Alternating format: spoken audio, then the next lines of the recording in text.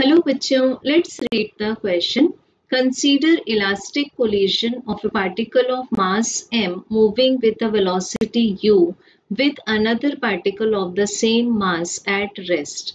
After the collision, the projectile and the struck particle move in directions making angles theta 1 and theta 2 respectively with the initial direction of motion. The sum of the angles theta 1 plus theta 2 is. सो बच्चों given है हमें एक particle जिसको दिया गया है मास m और ये इनिशियली मूव करता है वेलोसिटी u से, और एक दूसरा पार्टिकल है जो फिर से मास m का है बट वो इनिशियली एट रेस्ट पर है, मीन्स इसकी इनिशियल स्पीड है 0।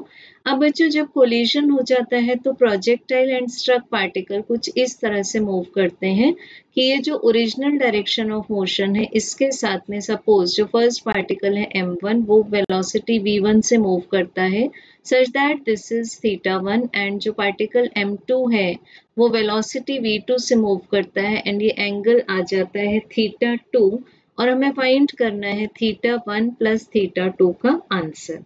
तो सबसे पहले बच्चों ये जो v1 एंड v2 है इनको हम कंपोनेंट्स में ब्रेक कर लेंगे। सो ये जो हॉरिजॉन्टल कंपोनेंट्स हुए v1 cos theta 1 and v2 cos theta 2 and जो हमें यहाँ पर वर्टिकल कंपोनेंट्स मिल रहे हैं this is v1 sin theta 1 और जो वर्टिकली डाउनवर्ड कंपोनेंट आएगा v2 का that is v2 sin theta 2। अब बच्चों सबसे पहले यहाँ पर एक्सटर्नल फोर्सेस प्रेजेंट नहीं है तो हम अप्लाई कर सकते हैं the law of conservation of linear momentum, जिसके अकॉर्डिंग हमें मिल जाएगा m1 u1 पार्टिकल 1 का मोमेंटम, पार्टिकल 2 का मोमेंटम तो 0 है। This is equals to x axis के डायरेक्शन के along m1 v1 cos theta 1 plus m2 v2 cos theta 2। अब बच्चों m1 एंड m2 सेम है, दोनों के मासेस सेम थे तो हमें मिल जाएगा u equals to v1 cos theta 1 plus v2 cos theta 2, ये आ जाएगा हमारे पास इक्वेशन नंबर 1। अब बच्चों लेंगे हम along the y axis momentum के कंपोनेंट्स।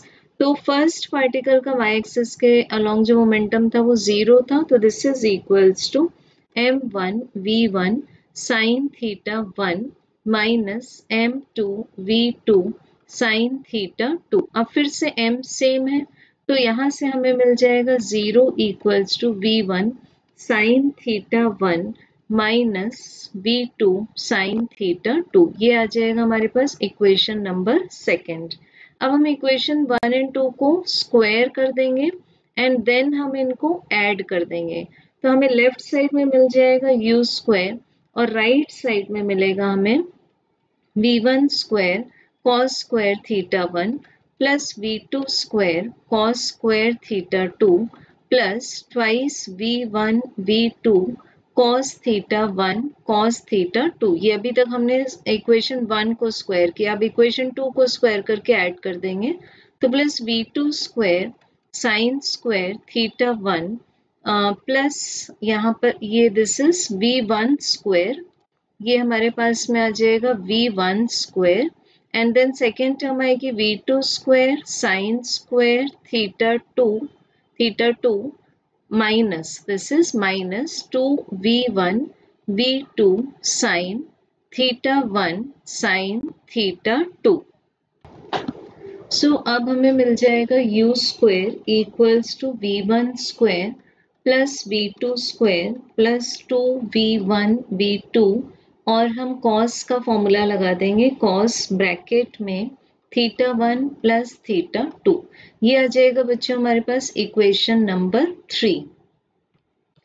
अब बिकॉज ये गिवन है हमें इलास्टिक कोलिजन तो यहाँ पर काइनेटिक एनर्जी भी कंजर्व रहेगी, इट मीन्स हम लिख सकते हैं half m u square first particle की काइनेटिक एनर्जी और सेकेंड पार्टिकल की तो 0 है, this is equals to half m v1 square plus half m v2 square.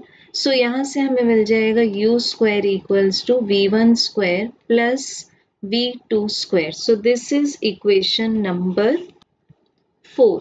सो बच्चों अब हम इक्वेशन 3 को जब कंपेयर करेंगे, इक्वेशन 3 था u square equals to v1 square plus v2 square plus twice v1 v2 then cos bracket में θ1 plus θ2, ये था हमारे पास इक्वेशन नंबर 3। इन दोनों को जब हम कंपेयर करेंगे तो हम देख सकते हैं इक्वेशन 4 में ये जो लास्ट टर्म है वो 0 है, तो इट मीन्स cos θ1 प्लस θ2 की वैल्यू 0 है।